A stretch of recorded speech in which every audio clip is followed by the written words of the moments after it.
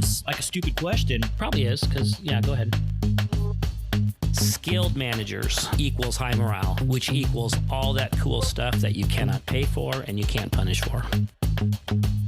When you close off that feedback channel, you are not going to be able to hear the truth. In the first microseconds, your brain can't tell the difference between physical danger and what we call social danger. I'm pissed off at you. Me specifically? Well, just because you're my boss and all. Employees tend to get promoted until they reach their level of incompetence. Go forward and don't suck. Hey, listeners, welcome again to the Managing with Mind and Heart podcast. I am one of your hosts, Michael Nash. Without my friend and son and partner, Ethan, today, he's probably out mountain climbing or writing a novel or flying around in a squirrel suit or whatever boring, dull thing he's up to today. He's not with us. I'm not alone. I am going to introduce you right now again, right? This is again to Hana Butler. How are you? I'm good. Glad to be here again. Yeah, I'm so glad to have you back. Folks, we are going to spend 2 podcasts talking about managing in the remote or hybrid work environment. There is a lot, we're getting a lot of requests and a lot of questions right now, understandably. How do you translate all these great management skills we've been teaching for 25 years to a workplace where not everybody is physically present and we're talking together on Zoom or Teams and we're not able to see each other at the water cooler anymore and everything has to be more intentional? And how do you do this thing? And so we're going to be talking about that for these next 2 episodes. And you know what? I almost always, if we do any kind of promotion of Nash Consulting, we usually save it till the end of the episode, and sometimes we skip it all together. But I'm going to do that right here and just tell you right up front. We would really like to come in and help you all figure out how to make this adjustment. If in fact it is an adjustment for you, how do we go from in-person management to a situation that's more hybrid? And we just would like to come help you with that. We've got a lot of tricks and tools and workshops and ways to help you get there. So just let you know that right up front. We are here to help. But in the meantime, I am really excited about having this conversation with Hana. She has kind of become our guru on all things remote and hybrid in terms of management. And so she's been just doing a lot of research and is great at training on this. And so I've invited her to talk with us. So how's that for an intro there, Hana? Wonderful. I know it's been a while since you've been here, but you have been consulting with us for a few years now. And just a tiny bit about you and your background. Just remind us of who is Hana Butler. Oh yeah, all things. The short end is I've spent a lot of my career actually doing things like you said. Ethan was probably out doing climbing mountains and didn't do the squirrel suit thing. But so my background is in experiential education, a lot of wilderness work with groups of all ages and ranges of people, from young kids all through adults, working on leadership skills, using the modality of the outdoor world in order to really deepen that experience. And I started working for Nash about 4 years ago now, I believe, and really just try to use all of those good skills in my current role as a mother of 2 crazy boys and doing this work, but also just navigating these really challenging times. So right, that's really what I'm doing right now. And you're really good at it, at all of it. So I'm excited to talk to you about this. So let's dive in. There has been just currently, we are talking right now at the very beginning of 2022. The pandemic hit us in 2020. So many things changed for so many workplaces. Just huge changes. Why don't you talk a little bit with us about what that means for managers? What are we up against right now? What's the challenge that we're facing right now?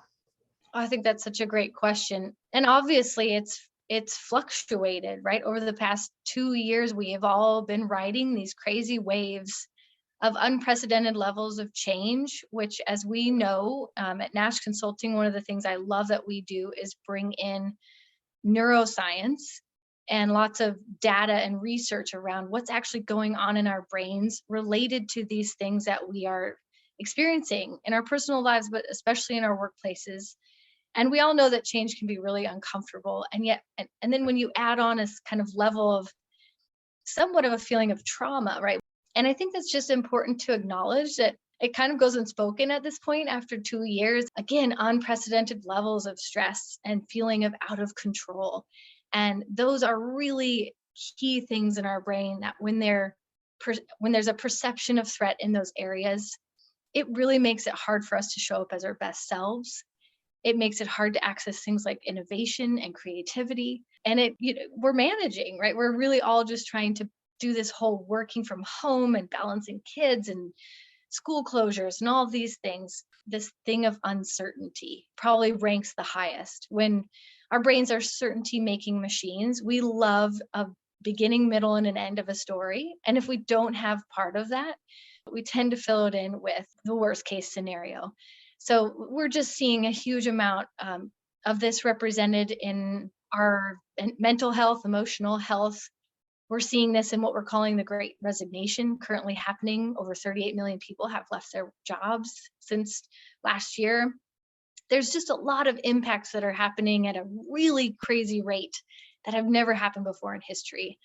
And when we talk about managers, especially, people in management and leadership are really going through a lot, right? And if you were a mediocre manager before 2020, you're probably really struggling right now, because going to a hybrid environment where you have some people in the office, some people at home, requires actually very intentional skill set around facilitation, culture building, all of these things that do require, again, intentional skill set.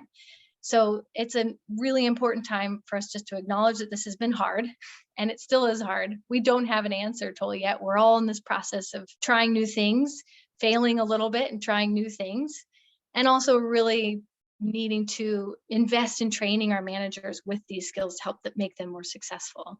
You just blew me away. Everything you said is just brilliant. And there's like 5 rabbit trails there that we could take, and I don't even know which ones to take, if any. But, go back to the stress and the brain. And, you're talking about our amygdala getting activated and our sympathetic nervous system kicking in, right? Because of uncertainty, because of sudden change, because of a lack of sense of my own competency and fear around all that. And, all the other logistics and balls we're kind of keeping in the air right now. So we're maybe not everyone is feeling this, right? But as a society, as a group of managers, let's say, since that's who we're talking with right now, people are stressed out. And when we get to that point, I think you used the phrase, it's hard to bring our best self, right? And that's because we're activated. It's hard to be creative. It's hard to be empathetic. We're kind of in survival, fight, flight, or freeze mode, right? So, is that a pretty fair summary of what you were first talking about there? Yeah, and I want to acknowledge that a lot of the research that I've been looking into comes from one of our favorite resources for this, is the Neuro Leadership Institute.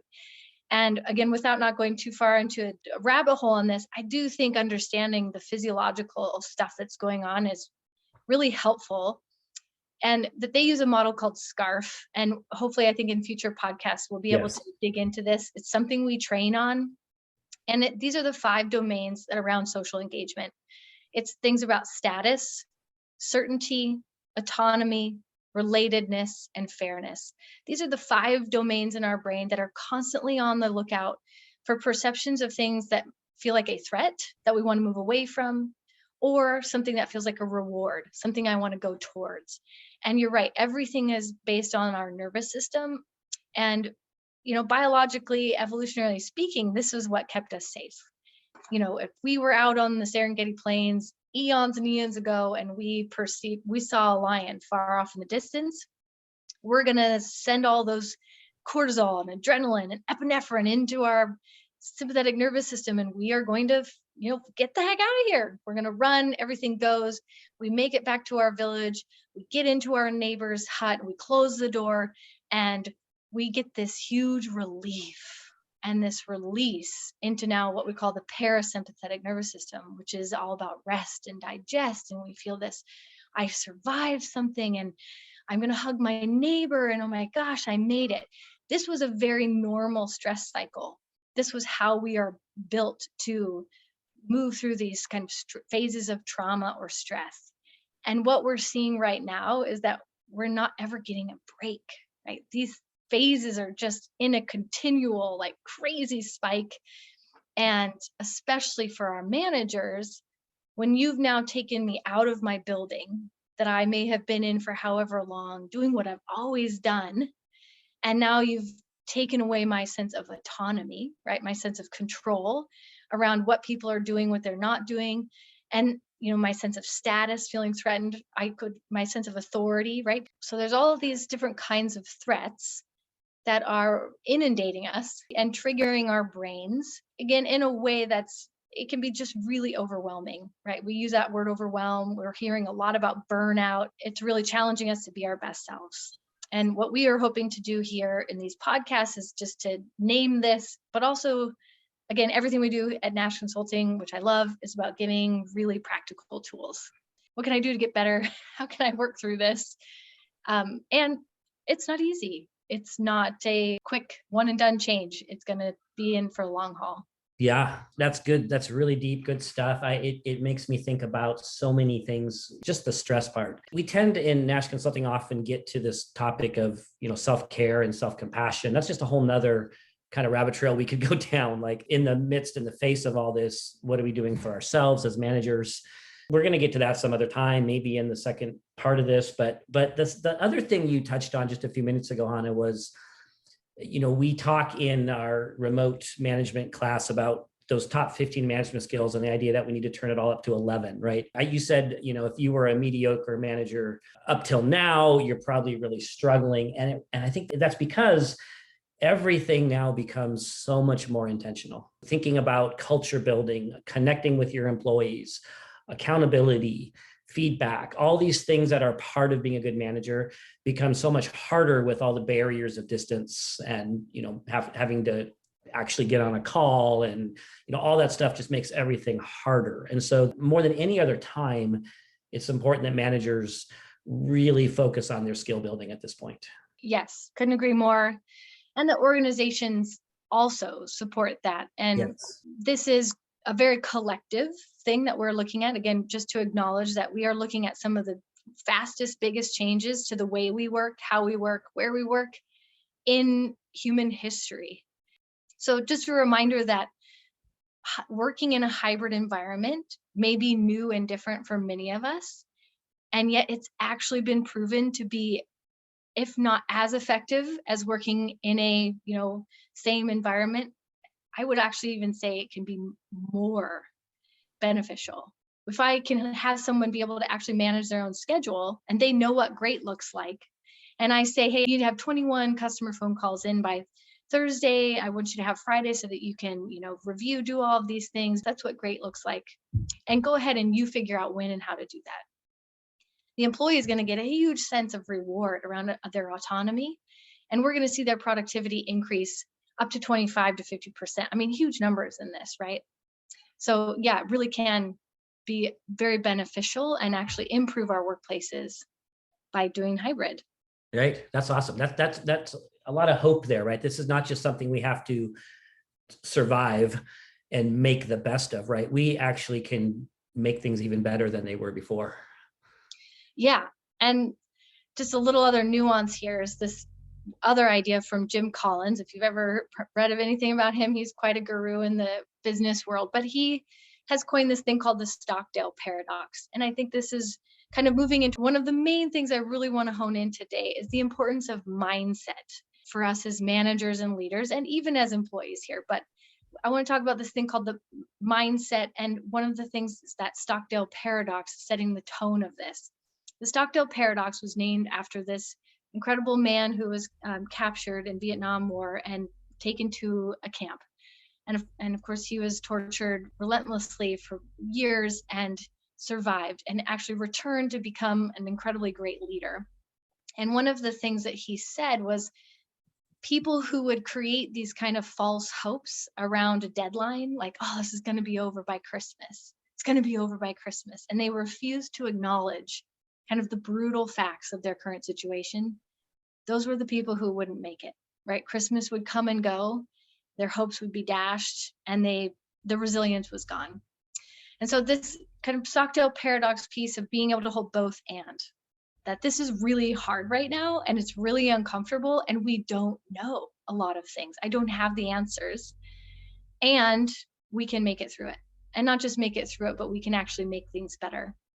And that is also this mindset piece that is absolutely critical for managers, leaders, and organizations to have right now, is this thing we call the growth mindset. And it's something we train on in every one of our trainings. We dig into that. Yeah, this is great. So the growth mindset, let's say a little bit more about that. I mean, not only what is a growth mindset, but why is that so important, especially right now with this topic at hand?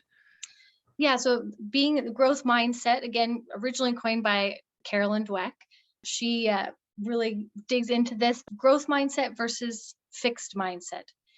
And when I have a fixed mindset, it's like I'm stuck. I'm stuck in this place where people don't change. I can't change. This is the way it is. This is the way it always should be. There's no room for growth based off of our failures. But when we can embrace a growth mindset, it allows us to be in that place of opportunity around our failures or struggles, rather than this feeling of hopelessness or stuckness. So why is that imperative right now? Well, again, we're in like the biggest work experiment of human history. And the way that we're going to be successful is taking on that kind of scientific approach of trying things and then getting feedback and seeing how they work and don't work. And then being willing to say, oh, okay, yeah, that didn't work. And it doesn't mean that I'm a bad person. It doesn't mean that I'm crappy at my job. It just means that I've got to tweak a few things. I've got to learn a few things. I've got to explore and experiment, use the data from my past experience and play it forward to make the changes. That's great. It just reminds me of a couple clients I've worked with recently that are in the middle of transitioning to more of a hybrid management situation, work situation. And I love the way you describe that, because both these clients, what they're doing really well, they're working with their group, with their department, with their employees, and they're together figuring this out. And they're really going into it with that mindset, right? This is new. This is, like you said, the biggest workplace experiment ever in human history. Let's figure it out. Let's sometimes get it wrong, and let's adjust, and let's debrief that, and let's figure out what we did, what we could do better next time. Let's create some action plans and try this out for 6 months and then go back and adjust. I love the way you describe that, because I'm watching a couple of my clients do that, but they're doing it collaboratively with their team, and there's a little bit of adventure to it, right? A little bit of excitement, and let's figure this out. And they're in a little bit, I'm not saying not taking it seriously, but they're laughing at themselves when things don't quite work. There's a little bit of kind of holding things with an open hand, as opposed to, this is exactly what we're going to do from now on. And if it doesn't work, we suck, kind of thing. And yeah. I love the way you said that. And it's a great place to start as we're thinking about this, managing a hybrid work environment, is give yourself a break, give yourself some grace, experiment, incorporate your team into the experiment, have a feedback loop, have a regular time where you get together and talk about, how are things working with our meetings, and what would we like to do different, and what about, work processes, and, et cetera. So I just love it. I love the mindset piece that you started with. Yeah, and obviously there's, again, so many ways to go off of what you've even just said, but I really do want to hone in that, and just like in we call it managing with mind and heart training, right? And the whole first day is about this thing called the leadership mindset. And if people are listening and saying, oh, that sounds so woo-woo, it's not, right? Like, this whole internal piece of how I'm approaching the world is incredibly important. And it leaks out, right? It not only influences our thoughts, but then our thoughts then become our behaviors. And those behaviors are actually the everyday habits that create our culture. So you, as a leader and a manager, simply based on your internal state, how you're looking at the world, how you're moving through the world, are you embracing growth opportunities? Are you able to laugh? Are you able to hold it with an open hand? Are you able to ask for help? It's just, that is foundational at this point. And here's the good news. Nobody is set in their mindset, right? Our mindset can be influenced, it can be changed, and it can be shifted. And especially so for managers, lots of tools on how to do that. Podcasts, books, come to our trainings, like lots of things. And literally just on your everyday everyday little activities, conversations. Just notice the words that we're using.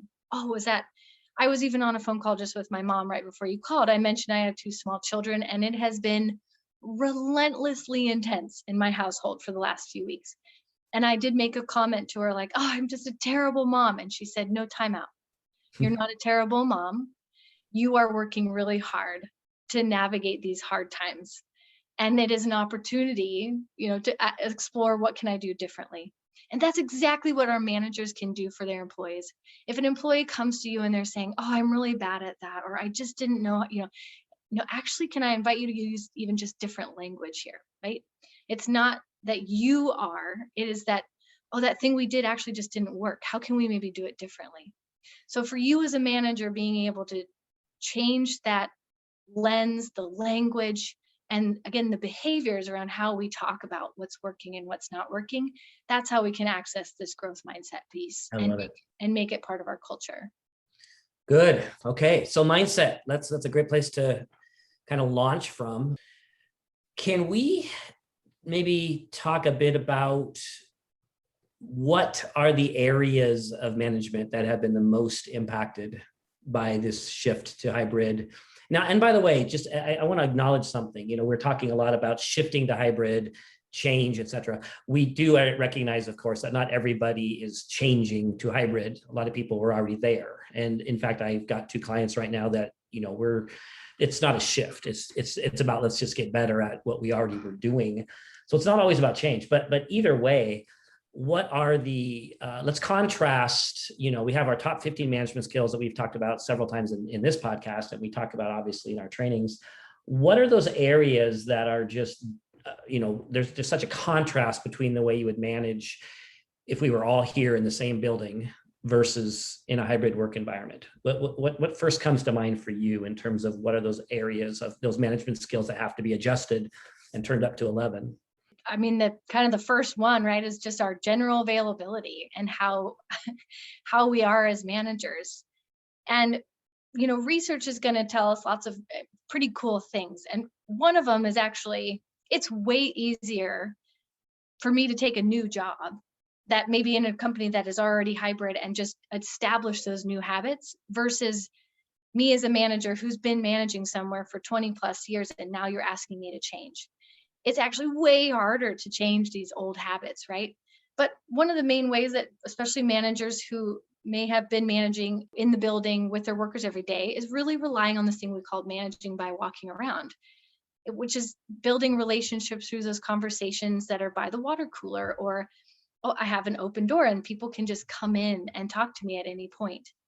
And if you have moved to either a completely remote or distributed workforce, or now you have this hybrid thing where you have some people in the office and some people at home, you now have lost that sense of connection how you used to get it, right? With this management by walking around. That's good. So let's stay there if you don't mind, because I know this comes up all the time as I'm working with managers, is questions like, how do I stay connected with my group? How do we have these check-ins? Open door policy is now a challenge. Like you said, the managing by walking around doesn't really happen anymore. So let's talk about ways to make this more intentional, to keep our managers connected to their employees, to be available and accessible, strategies. Where do you want to start? Oh, lots of things. Well, so just that open door policy. Let's just talk about open doors. One thing we just got to say is that, open doors policy never had anything to do with open doors. But here's the good news. Culture was never your building. That was an easy assumption that we leaned into. And again, I'm kind of jumping ahead, but culture, let's really just define it as these everyday habits that we share. And for you as a manager and leader, remember, you have power and you influence your people through your behaviors and these everyday habits. So the way that you listen to someone, the way that you do receive feedback, the way you make decisions, all of these are critical components of your culture. So it was never your building, it was these everyday habits. And just that open door policy kind of thing that we have, oh, my door is always open, come talk to me. Sure, that's great and good. Yeah, if you can still do that with some of your people, awesome. And we have to remember that our brains also have all of these things called bias and biases. And the main one that can get in our way in this managing a hybrid workforce is this thing called distance bias. And if I have half of my people in the office and they are available, I'm just going to go talk to them more. I'm going to see them. We're going to do this human thing that we do, which is connect and interact. And unintentionally, I will create a fairness issue because I am not doing the same thing for these people who are on a distance. So one of the things with just this quote unquote open door policy is making sure that our choices are fair and equitable to our people. And do I have this open door available to all of my people? And if I'm having a conversation with somebody at the office, how do I make sure that I'm having the same conversation with somebody at home? Let's talk about that. Let's dig right into that. Let's get super practical on that. So let's assume things are going fine with the folks in the building. They can still come and see me. I'm going to see them because I'm out walking around a bit. Okay. Let's talk about, Hana, you are an employee in my group and we are long distance. Some practical ways to make sure that you can enjoy this accessibility with me, right?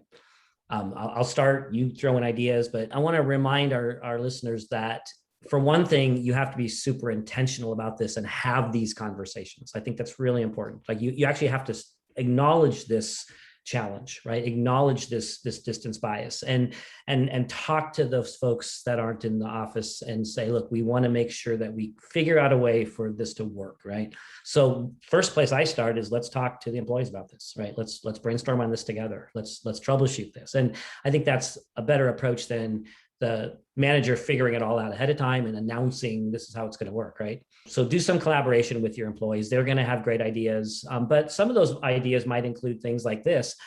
I actually have found it really helpful to tell my employee, I really do want to be available to you as much as possible. Of course, that doesn't mean 24/7. Side note, we can still have boundaries. Side note, I don't have to be available after 5:30 unless it's an emergency. I mean, that's all still good. Don't make the mistake of thinking that because we're hybrid now, we're just open at all times, right? But within this range of boundaries, et cetera, hey, here's one way to reach me. Let's set up a system, right? Anytime you want to talk to me, shoot me a text, right? That's just one of many ideas, right? But you establish that with those employees very clearly, very explicitly that, hey, I want to be available to you. Shoot me a text, and at my earliest convenience, I'll call you back. I'll call you, right? That's just one idea, right? Yeah. And kind of, to put it into these kind of bigger context, we probably a lot of us did the we're working from home. So that means I'm working all the time. Mm-hmm. And probably some of us are still doing that, especially if you're a parent at home. So again, it's acknowledging that the flexibility, we're going to talk a lot about autonomy, but to bring it a little bit back to mindset without digging too much in, we also going to remind our managers that this is going to shift us from a surveillance mindset, meaning what used to be just, I see my people, they're butting their chairs, so they must be doing their work, to what we want to, it's outcomes based. So this also requires me, like you're saying, having these very explicit conversations with my employees about what does great look like here? What does great look like for our team, but what does it look like for us individually? So having these meetings with our team to talk about how are we going to communicate? And if we've been all willy-nilly for the last 2 years just because we've been kind of floundering, now this is explicit, it's not implicit, you don't have to guess. We are moving from being exhaustive to essential. So what is essential for us here to be successful? Here's the platform we're going to use. Here's my calendar. Are we doing weekly check-ins? Are we doing daily check-ins? What do you need for you to be successful here in your role? Yeah. So you have this conversation, you decide on everything being much more intentional. So you might, to take your thought here on platforms, one of the things that I get frustrated about in some organizations we consult in is that there's 7 texting platforms, right? I mean, everyone's using all these different, and nobody knows which ones to check, and everyone's using different ones. And it's like, okay, let's nail that down. This is the way we're going to communicate back and forth. And when we decide to use a texting platform, right? But specifically for this exact example would be, hey, when you want to get with me, shoot me a text, right? And that'll be the sign that you are kind of coming to use my open door policy. And that seems a little mundane, right? To actually have to say that. But I've talked to employees that are just, it's frustrating, right? They even say things to me like, I don't call because I don't want to bother her. And, they don't know what to do, right? And so having this really specific nuts and bolts conversation about, just starting with open door policy. Yes, I do want you to come see me whenever you need me. And I can't always be available, of course, but let's use the text. That's a great way to get me. I'll respond back with when I'm available, right? And so sometime, hopefully in the next X amount of minutes or hours, we'll have our time together, right? And I think that's, again, it needs to be said. It needs to be that explicit as opposed to, I'm available, reach out to me. Yep. And then there's, like a lot of managers I've talked to have open office hours. Like they get on a Zoom call. At certain times during the day, and they just have it open, and it's kind of like them being in their office, and people can come and talk, and etc. This gets super detaily, and I probably doesn't need to be said, but try to see each other, right? Try to use a platform in these. I don't mean every time. Let me be clear about this. I do lots of open door policy conversations with folks on my team, right? That aren't. I can't see their face. We use the phone, right? So it's okay to still use the phone for things, right? But when you're doing a check-in, I would recommend, and absolutely during a one-on-one, I definitely recommend using your Zoom or your Teams or whatever platform you're using and having the cameras on if possible. I know that gets into a whole nother rabbit trail of technology and accessibility and all that stuff. But again, perfect world. Let's make sure that we're connecting verbally, we're seeing each other, do everything we can to mitigate the barriers that we have now that's come from the distance that we are from each other. Yeah, and I think what you're talking about, we're gonna just to call out one of the things we do mention as well is that there is a power differential when we are in a place of management, and that power differential has impacts on our employees, where they make up stories about us based on their past experience with authority. And it also influences the way we perceive employees. We tend to kind of become a little more optimistic and don't really think about how, everybody's fine. They're just doing their thing. Or, the other way, oh my gosh, nobody's doing their work. And I have to actually literally be in surveillance mode and I'm checking in on their emails, CCing me on this. And both of those can be really detrimental to employee productivity and engagement. So yeah, everything we're talking about here in one word is being really intentional and having very explicit conversations around what does open door look like here, and how do I make sure that it's fair and equitable to all of my people.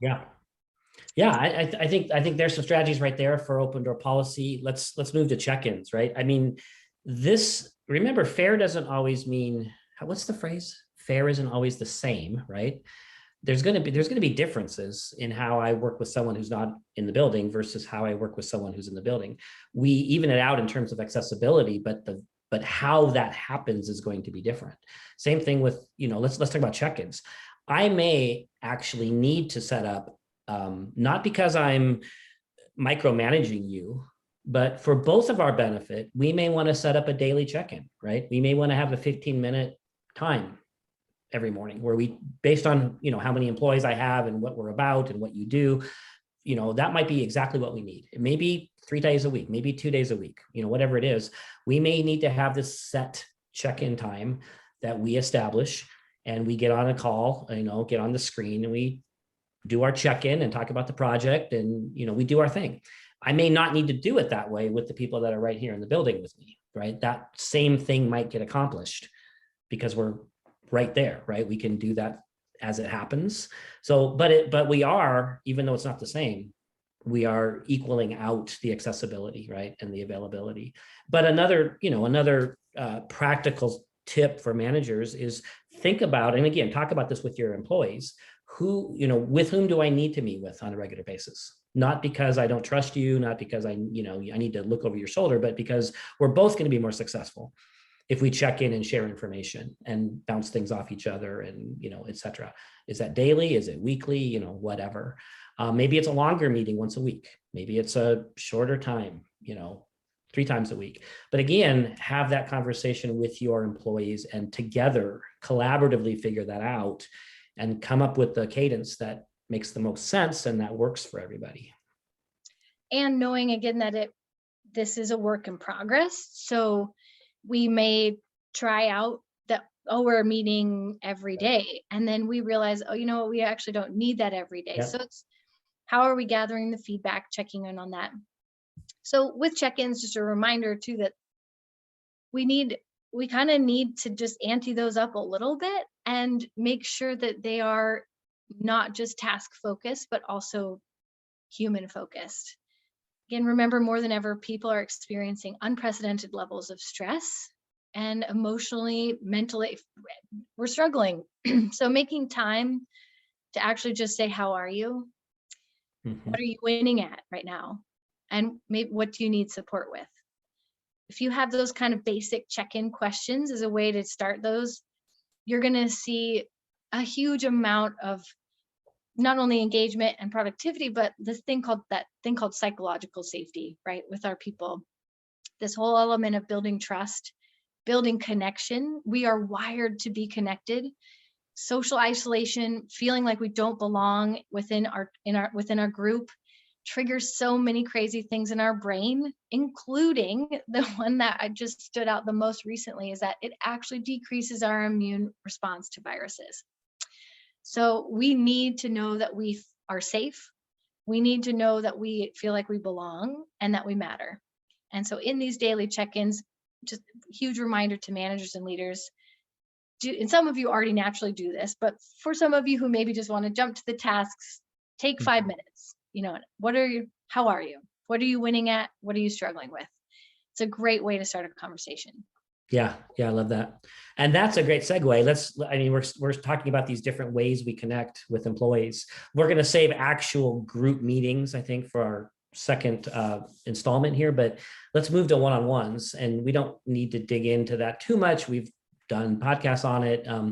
But you know, the 3 kind of contexts that we're addressing right now in terms of this connection with employees are, you know, the open door policy thing, and there's some strategies we've talked about, the established check-in, which is somewhat frequent, daily, every other day, once a week, whatever the need is, right? And I like the way you said that, you know, start with something and then evaluate and check in and see if that's the right cadence. And then getting to these one-on-ones, and at the risk, I don't want to dig into this again, but it is more important now, not less. Again, depending on how many people you're supervising, you know, we're recommending in general that you have this monthly, a little bit more of a summit. It's a longer time together. You may want to go a little more frequently right now. That might be the right thing to do because we are not having as many opportunities for connection. Don't burn yourself out. Don't take on more than you can take on, because, you know, if you have 20 employees, that's not going to happen, right? But, you know, I've got this, you know, hour scheduled with you, Hana. It's every 3 weeks, let's say. And this is the time to really hone into what you just said, right? This is the time to not use that time for, let's talk about the 42nd Street project, right? Let's not talk about, you know, the specific tasky thing that we could be talking about during our check-ins. Let's dig a little deeper, right? Let's talk about how you're doing. Let's talk about what's working. Let's talk about what are the roadblocks? What do you need more of or less of from me? I'd like to get some feedback from you on our meetings. What's working for you? What's not? What would you like me to ask you, Hana? You know, when we're meeting on our one-on-ones, what are the kinds of things that would keep you plugged in and feel like your needs are being met? Yeah, what a great question. Again, it's feeling of the relatedness component, right? That I am not alone, that I am part of this team, and that it's safe. And the safety comes with asking those questions like you just asked. They're open-ended. There's feedback built right into the question. And it's also, you know, it's a very natural sense that you care. And I think, again, more than ever, how do we emphasize that we care? And it doesn't mean and I want to be really clear here, this does not mean you have to like or approve of this person, of their decisions in their life. I mean, we have so many things that we are very different on right now in the world. And this is also a huge undercurrent, right? Like There's a lot of divisiveness and things we may be doing differently in our worlds. But as a manager, it is still my job to make sure that this person feels cared about, and simply by the act of listening, and that they feel safe and that they can bring their best self to work. And so it isn't, I don't want to make this more complicated, right? It literally just is scheduling these intentional times where you ask those open-ended questions, you're asking for feedback, and you're checking in with the person. Add those details. How's your kids? Like, how are you faring? Any little things like that are really going to add to that sense of safety and feeling like they belong and they matter. Great. I love it. And then you go farther, right? This is a great time for me to ask your opinion on something that we're working on together, right? One thing I want to be clear about this one-on-ones, I don't know, it was like a year ago, I went back and worked with a client, and we had talked about one-on-ones, the previous year, and there was a subgroup that had misunderstood it. They thought, because we talk about not just being tasky, they thought, well, it's all about being personal, right? And so they were erring toward, almost intrusively digging into their employees' business. And they were, every time the topic kind of moved back toward work, they're like, oh no, we're not supposed to talk about work. It's like, no, this is still a work setting, right? Yes, you can check in on, hey, how things going, and how was your weekend, and hey, how your kids, and that's great. And if the employees will open to that, I totally agree. Let's connect on that level. But there's still a way to be relational and be dealing with work, right? So, we're talking about this what's the word I'm looking for? This customer service improvement process, right? That we all been working on for the last 6 months, right? Well, let's not get into the nuts and bolts during our one-on-one, but let's step back a little bit and say, hey, what's working and what's not working for you, Hana? And what ideas do you have that I haven't had a chance to ask you about, right? How would you like to contribute? Are there things you'd like to be doing different in this project than you're doing now, right? These are all ways for me to show respect and care and connection and still be dealing with what we're dealing with here at work. So I want to kind of take away that big black dark line that some people draw between personal and work. The point is, I'm being relational, I'm connecting, I'm being authentic, I'm honoring you and respecting you, I'm asking your opinion, right? So that's really what this is about. There's not a formula. There's not a list of 5 questions you should be asking every time. It's about really taking those top 15 management skills and bringing them to that relationship in a very intentional way on a regular scheduled basis. Oh, I think that, yeah, what a great summary of that. So let's sort of wrap up this piece, and we'll have another conversation here soon in our next episode. But we've gone from sort of the big picture and all that's happened and the change. We talked about mindset, which I think is a great way to start this. We started honing in on the practicality of staying connected to our employees now. We've talked about the open door policy and how to set that up so that works for the people that aren't in the building. We talked about check-ins and figuring out what the cadence is going to be on those. And then we've talked about one-on-ones. Anything else you would add to kind of the practicality of this sort of this piece about staying connected to our employees? Just if you're listening to this and feeling resistance, just know, again, that's really natural and normal and part of this process of potentially changing your management style. And once you start doing these things on a regular basis, and we build it in, again, identifying the priority of, I want to connect to my people. That's the priority. So here are the habits that I'm going to establish and that we are going to establish together as a team in order to accomplish that. And then what are the systems we're going to use? So the systems, could be platforms and all that, but it's going to feel a little uncomfortable. And I'm also going to throw the word, it might feel awkward. I mean, Brene Brown's been using this great thing. She's like, we've gone from the 2020 to the Great Resignation to now we're calling it the Great Awkward. This is this awkward moment of time where we are asking all of us to go out of our comfort zones and try new things, fail, risk looking silly or stupid.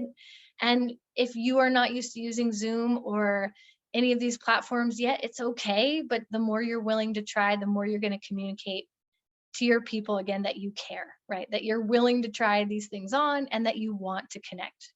So be willing to embrace the great awkward a little bit, try out some of these things, ask feedback, embrace it and do the best we can. That's all we can do right now. Yeah. Oh, I love it. What a great way to kind of close out this episode. That was beautiful, Hana. Yeah. So I actually had an employee tell me the other day that, and this was kind of a sad, I probably shouldn't end with this, but he said, since the pandemic, my manager has ghosted me, he said. And I actually circled back to the manager, and it came down to this. He literally felt awkward. He used that word. That's why I'm bringing this up. He used that word. He said, I feel awkward making phone calls. I feel like I'm bothering him. Setting things up on our Teams platform feels weird. Neither one of us like using the camera. Everything's so awkward. So he just hasn't done anything. And he was waiting for the employee to reach out to him. And the employee's not feeling cared about, not feeling respected, right? Morale has dropped. So all this to say, managers, here's your homework. Think this through and go have some conversations, right? Talk to your employees as a group, maybe talk to them one-on-one, but figure this out, figure out what's going to work, and stay connected. Embrace the awkward. Embrace the awkward. Thank you. All right. Well, hey, listeners, thanks for being here for this episode of Managing with Mind and Heart. I'm with Hana Butler, and we are talking about remote and hybrid workplaces. And this is the end of the first episode on this topic, and we will meet again soon, Hana. Thanks for being here. Thank you.